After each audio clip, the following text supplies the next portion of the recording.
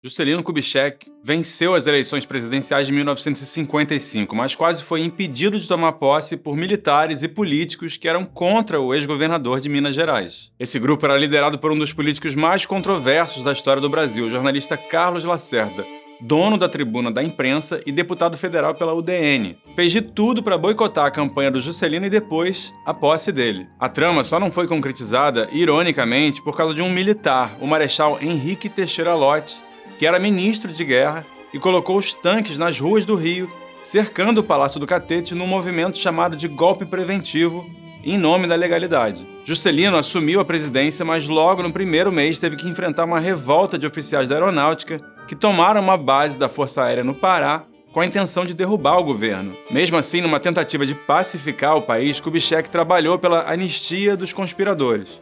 Mas será que isso deu certo? Vamos resgatar essa história.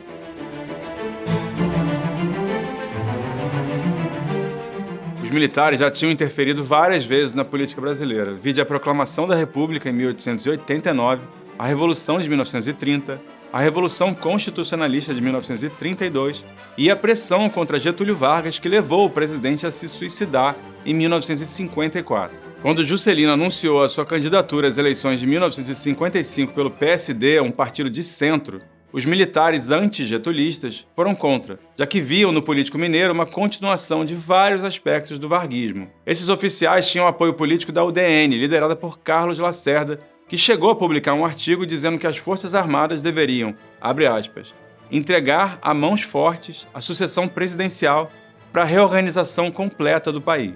Durante a campanha, o ex-governador de Minas Gerais se aliou ao PTB e acolheu João Goulart, ex-ministro do Trabalho de Vargas, como candidato a vice-presidente na sua chapa. Juscelino e Jango receberam o apoio de ninguém menos que Luiz Carlos Prestes, líder do Partido Comunista Brasileiro, o PCB, que tinha sido banido. Isso tudo enfureceu as Forças Armadas e a UDN, que, na falta de um candidato popular, tentavam impugnar a campanha do político do PSD e defendiam a candidatura única naquelas eleições de um civil que tivesse aprovação dos militares. A ideia da candidatura única era apoiada pelo presidente Café Filho, que tomou posse depois da morte de Vargas e estava do lado dos antigetulistas. O plano não foi adiante e nas eleições Juscelino derrotou o general Juarez Távora, candidato da UDN, por uma margem pequena de votos.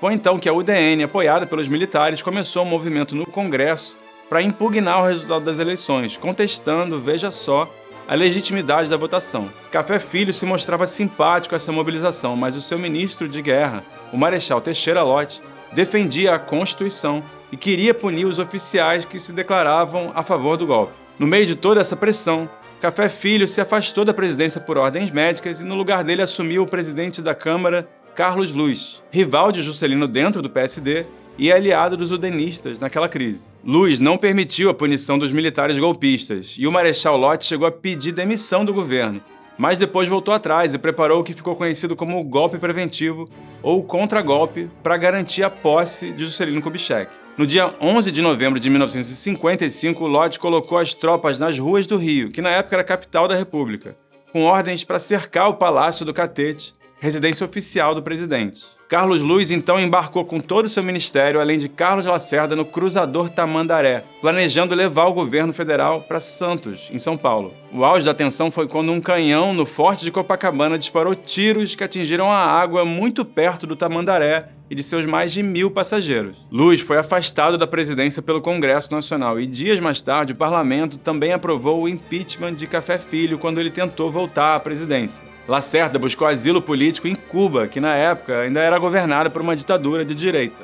O presidente do Senado, Nereu Ramos, assumiu a presidência da República e governou sob estado de sítio até o dia 31 de janeiro de 1956, quando finalmente Juscelino Kubitschek tomou posse. O presidente teve que enfrentar uma revolta militar no primeiro mês no poder, quando 2 oficiais da aeronáutica no Rio roubaram um avião de combate cheio de armas explosivas e tomaram uma base da Força Aérea em Jacareacanga, no Pará. Eles queriam começar uma guerra civil para derrubar o governo e durante 19 dias mantiveram o controle da cidade de Santarém. Mas o movimento não recebeu adesão e o major Haroldo Veloso, um dos líderes da rebelião, acabou preso. Mas nem assim Juscelino decidiu punir os golpistas e, com o objetivo de pacificar o país, ele pediu ao Congresso a anistia para todos que conspiraram contra ele. O parlamento aprovou a anistia, mas a paz desejada não durou muito tempo. O mesmo major Haroldo Veloso, que arquitetou a revolta de Jacareacanga, liderou a chamada Revolta de Aragaças em 1959, quando um avião comercial da Panair foi sequestrado e 3 aeronaves militares cheias de armas foram roubadas pelos rebeldes. Mais uma vez, a movimentação fracassou pela falta de adesão.